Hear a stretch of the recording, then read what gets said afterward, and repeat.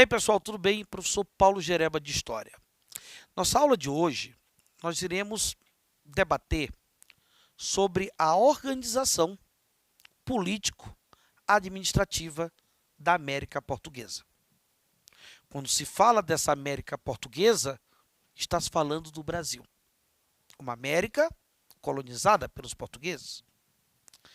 É importante observar, nesse processo de organização político-administrativa, o primeiro passo para entender essa organização, que vai ser estabelecida a partir de 1530 e não a partir de 1500, com a chegada de Cabral, porque de 1500 a 1530, o que nós teremos é uma fase de conquista, é uma fase de expedições, é uma fase de construção de feitorias e não uma fase de colonização propriamente dita, ou de ocupação ou povoamento de uma forma efetiva. O processo de colonização ou ocupação efetiva, ele vai se dar a partir de 1530. Antes de analisarmos como a coroa portuguesa, a metrópole portuguesa, o Estado português, ele irá conduzir esse processo no campo político-administrativo, é importante que nós possamos pensar nas motivações dessa colonização efetiva por Portugal, aqui na América, aqui no Brasil, a partir de 1530. Nós temos aí, pelo menos, 3 componentes importantes para pensar os motivos dessa colonização. Um desses componentes vai ser a crise do comércio português no Oriente. A crise do comércio português nas Índias, na Ásia, que nós iremos já observar essa crise de uma forma mais nítida a partir de 1530. A crise do comércio de especiarias e artigos de luxo. A partir dessa crise, o Estado português sente a necessidade de valorizar economicamente outras áreas coloniais. E aí nós temos a América Portuguesa, que inclusive essa valorização econômica, ela vai ocorrer a partir da agromanufatura açucareira, que iremos discutir em uma outra ocasião.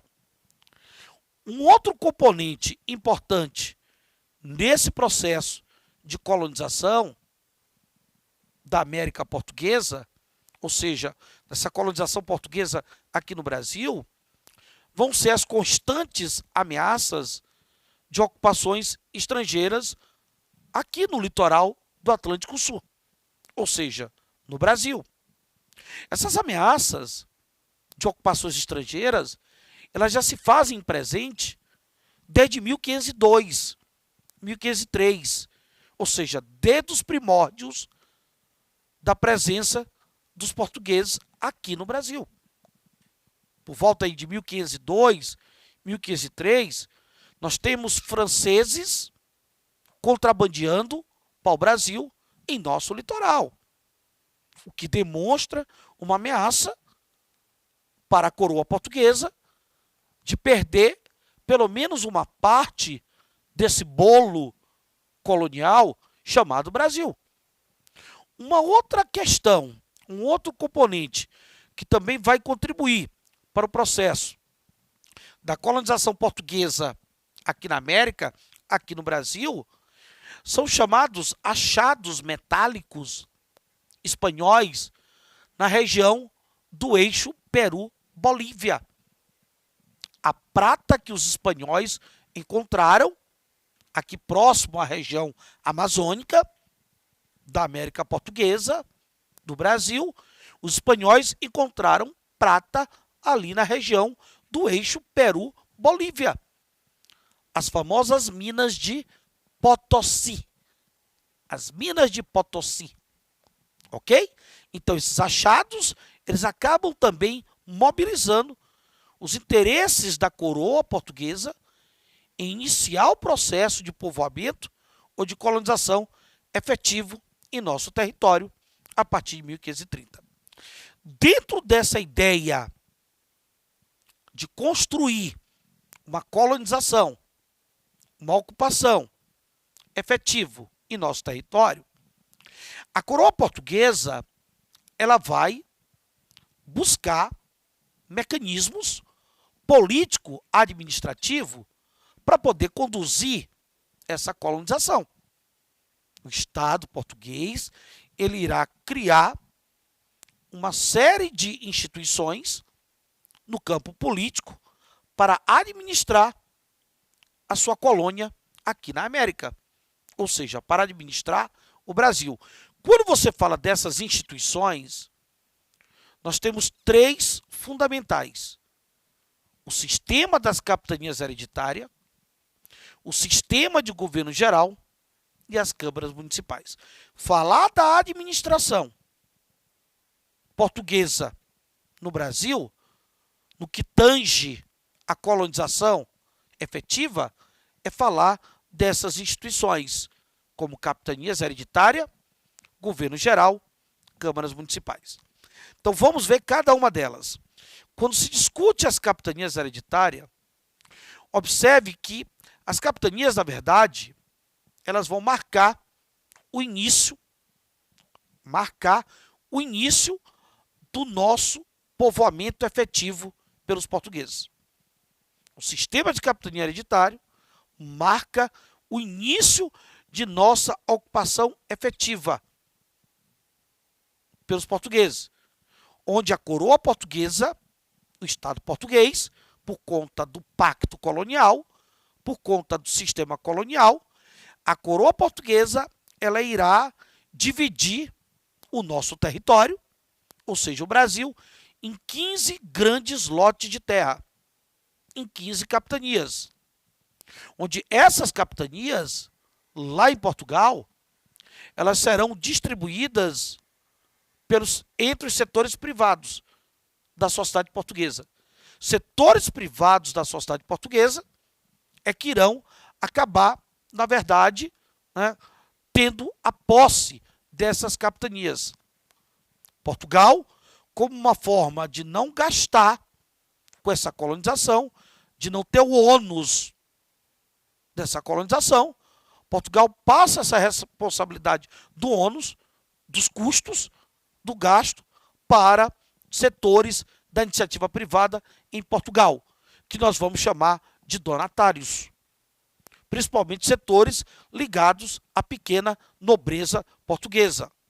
Então, o controle administrativo dessas capitanias ficariam a cargo dos donatários, que nós podemos caracterizar como fidalgos, principalmente setores da pequena nobreza portuguesa. Inclusive, nesse processo de distribuição, o Estado português, juridicamente, vai organizá-lo a partir de dois documentos. A carta de doação, que vai garantir o direito de posse para esses donatários. Eles não podem vender a terra pertence à coroa portuguesa, a terra é um bem público. Além disso, caso eles morram, eles têm que passar a capitania para o seu filho primogênito. Nesse aspecto, há até uma certa comparação com o sistema feudal, mas é preciso ver que no feudalismo, o feudo pertence ao senhor. A capitania aqui, ela pertence à coroa. O donatário terá posse dela. Ele não pode vender. E além disso, tem a carta de foral. A carta de foral que vai estabelecer direitos e deveres desses donatários. Esses donatários, tão logo chegasse aqui, eles teriam uma série de direitos e deveres. Por exemplo, alguns desses deveres: assegurar a proteção da capitania, entregar 1/5 de tudo que eles exploraram, em termos de metais ou produtos da terra, para quem? Para o Estado. Todo tipo de metal que eles explorassem ou produtos da terra, eles teriam que dar 10% para quem? Para 1/5 dos metais, para a coroa, 10% dessa produção da terra para, evidentemente, a coroa também. Eles teriam, era um dever, era uma obrigação deles pagar tributos. Outra coisa, era uma obrigação assegurar um monopólio do pau-brasil dentro dessa capitania para a metrópole. A coroa portuguesa deveria ter o monopólio do pau-brasil, mas esses donatários também tinham direitos. Por exemplo, fundar vilas, criar leis dentro da sua capitania, cobrar tributos, cobrar impostos, distribuir sesmarias, que eram propriedades de terras a grandes propriedades gratuitamente, como uma forma de estimular o processo de povoamento, doar armas e até mesmo comercializar nativos. Eram, na verdade, direitos que esses donatários tinham. Se nós analisarmos o sistema de capitania hereditária, nós iremos observar a presença do hereditário, nós iremos observar o patrimonialismo, que é a confusão entre o público e o privado e o público.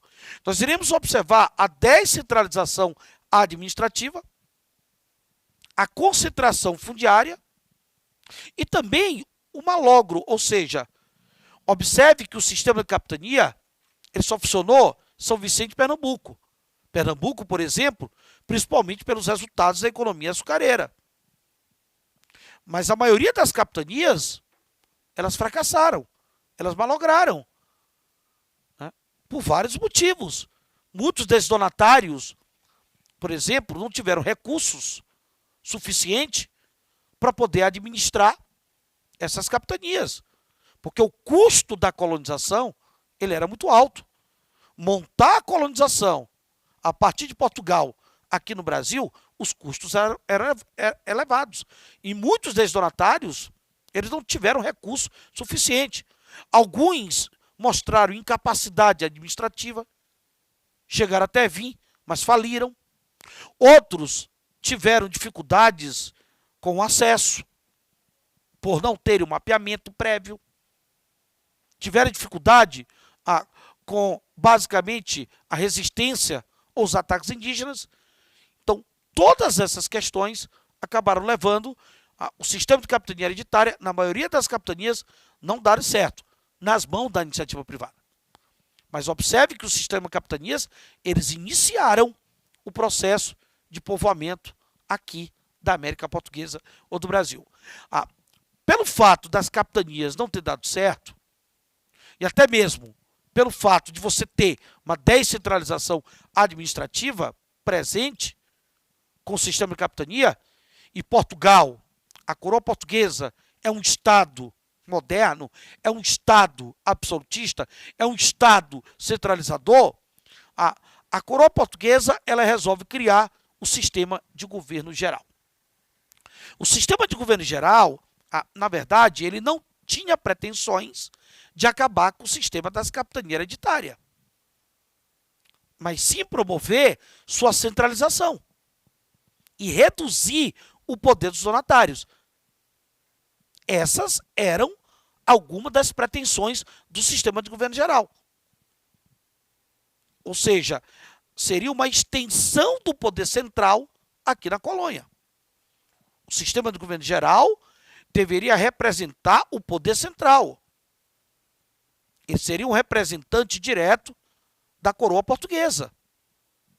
Com isso, ele não viria acabar com as capitanias, mas ele iria reduzir o poder dos donatários, o que acabou gerando desentendimento entre aqueles que viriam de Portugal, chamados governadores gerais, como Mendes Sá, Duarte da Costa, foram alguns dos nossos primeiros governadores gerais, com os donatários. Observe que o governador geral, a partir da carta de regimento, que foi criada pela coroa portuguesa, esse governador geral, ele teria vários poderes, porque é uma extensão do poder central. Ele teria ali o poder de um amparo financeiro, um amparo militar, um amparo administrativo.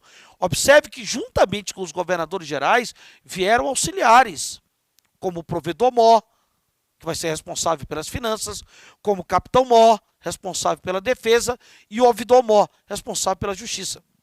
Mas mesmo assim, nós ainda vamos observar a dificuldade no que diz respeito ao povoamento de áreas mais distantes de onde a administração do governador-geral estava.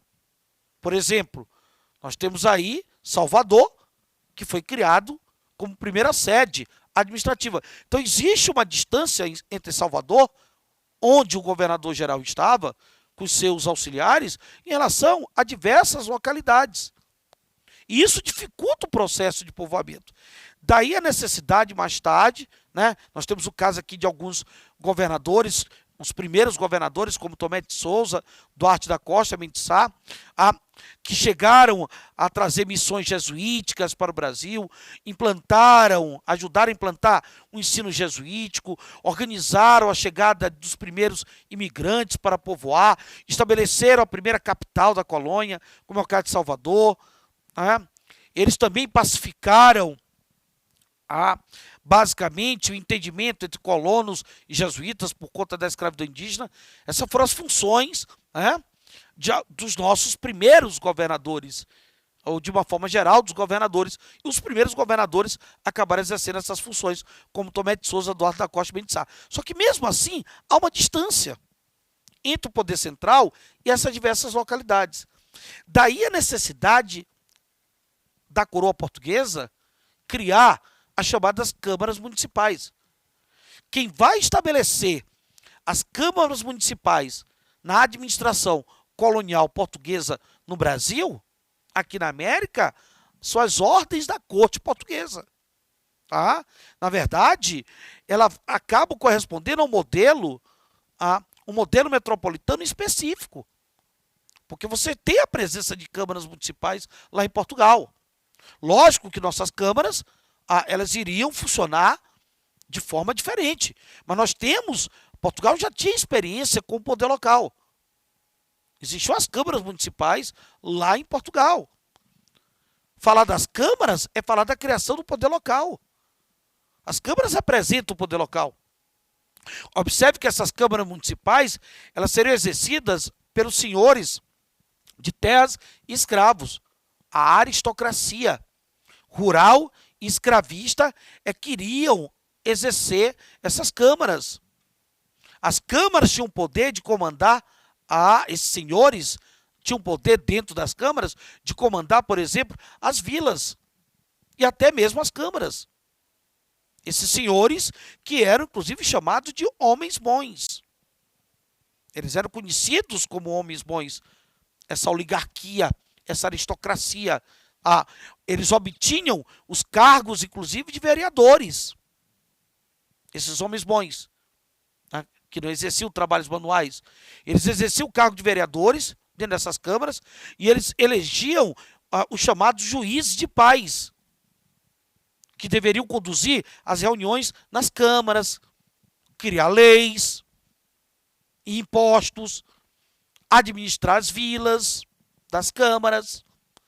Esse juiz de paz, nós também podemos chamar de juiz de dentro. Então, observe que o poder local das câmaras, ele está concentrado nas mãos dessa aristocracia rural e escravista. Esses proprietários de terra e senhores de escravos, ou seja, esses setores oligárquicos queriam controlar o poder dessas câmaras.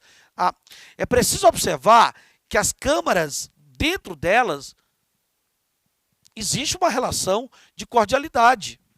Quando você fala da relação de cordialidade exercida por essas câmaras, essas relações, elas caracterizam as relações entre os membros da aristocracia, com o quê? Com os desvios de conduta, certo? Com os atos autoritários, os atos despóticos e até mesmo ações corruptas. Então, observe que a cordialidade existente dentro dessas câmaras mostram a presença que muitos desses homens bons se envolviam com desvio de condutas, atos autoritários e ações corruptas, tão presentes na sociedade brasileira atual, na sua estrutura política e administrativa. Somente em 1642, a coroa portuguesa vai tentar controlar o poder dessas câmaras, escolhendo o juiz de fora, em lugar do juiz de dentro. Ok, galerinha? Dessa forma, nós teremos a administração colonial da América Portuguesa aqui no Brasil. Um grande abraço e até o próximo encontro.